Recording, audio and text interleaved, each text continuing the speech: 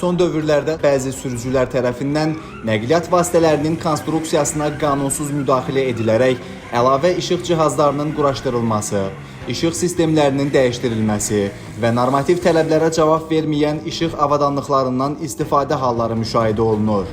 Sürücülərin diqqətinə çatdırırıq ki, nəqliyyat vasitələrinə qanunsuz əlavə işıq cihazlarının quraşdırılması və ya mövcud işıq sistemlərinə müdaxilə edilməsi qarşıdan gələn nəqliyyat vasitələrinin sürücülərinin görmə qabiliyyətinə mənfi təsir göstərir, onların diqqətinin yayınmasına səbəb olur və ağır yol nəqliyyat hadisələrinin baş vermə riskini artırır.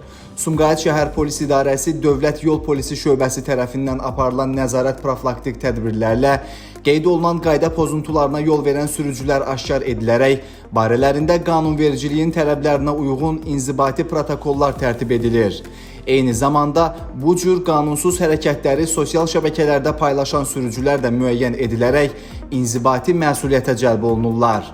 Cari il ərzində Sumqayıt şəhərində bu istiqamətdə aparılan tədbirlər nəticəsində 196 belə sürücü barəsində inzibati protokol tərtib edilib.